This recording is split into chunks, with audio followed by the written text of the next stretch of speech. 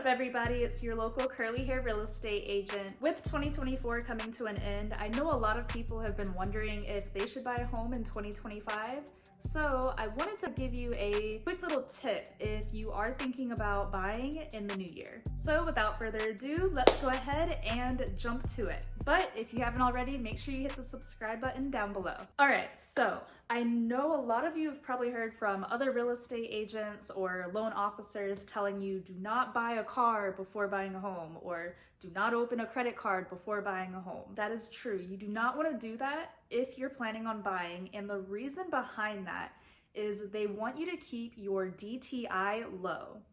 What is DTI? DTI stands for debt to income, and it's a ratio used by lenders to determine how risky it is to lend money to you. DTI is calculated by taking your total debt payment and dividing it by your monthly gross income. And when I say monthly gross income, I'm talking about your income that you get before taxes are taken out. As a quick example, let's say you make $1,000 a month before taxes, and let's say you have $300 in monthly debt. What you would do is divide 300 by 1,000 and you would get 0.3 or 30%. That 30% would be determined as your debt to income ratio. So why is DTI important to you? Credit card issuers, car dealers, loan officers, they all use DTI to assess the risk of loaning you money, basically. A person with a higher DTI ratio is considered more risky because they're afraid that you're not going to be able to pay off the loan if they were to approve you for one. Now, there are two different ratios that I want to go over with you. The first one is called front end ratio. This one is sometimes referred to as mortgage to income ratio. Basically, it is computed by looking at your total monthly housing cost and dividing it by your total monthly gross income. And one thing to remember, when I say total monthly housing cost, that does not only mean your mortgage or rental payment, it also includes things like HOA fee, property tax, homeowner insurance.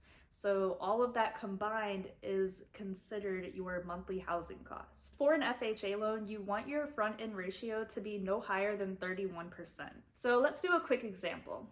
Let's say you have a mortgage payment of $1,200 a month, and you also have to include property tax, which we'll say $200, and homeowner insurance, we'll say $100. That total altogether comes out to be $1,500. Now, for our example, let's say you make $5,000 a month.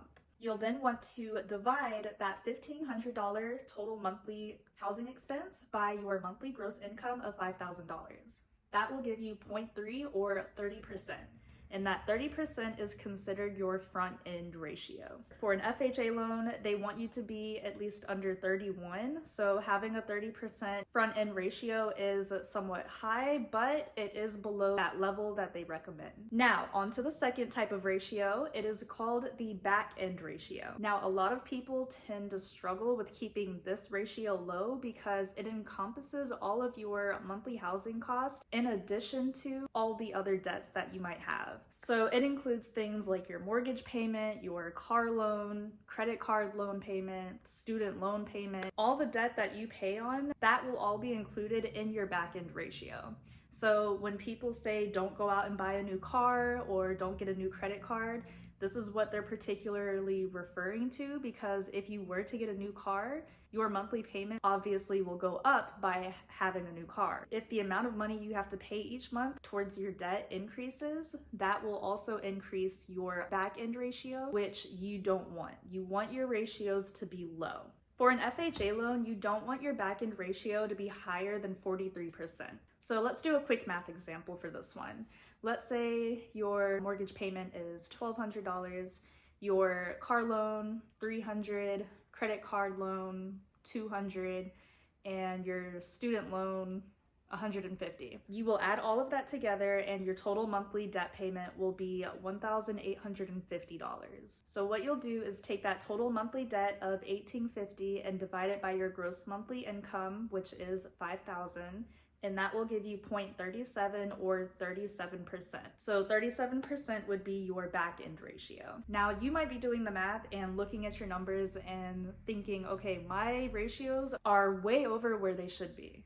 Don't worry, there are exceptions. For FHA loan, when they say that your front end ratio shouldn't be higher than 31% or your back end ratio shouldn't be higher than 43%, those are kind of like the general rules. But there's an exception, so don't feel defeated if you're doing the math right now and thinking, okay, how is it going to work? And this is where having a good loan officer comes in handy, because they're going to be able to look at the different exceptions that might apply to your certain scenario. So after they look at the different factors, they might be able to help you qualify for a higher debt to income ratio. So overall, the big thing to remember, obviously, don't go out and buy a new car or a boat, don't get a new credit card, all because you want to keep your debt to income ratio low.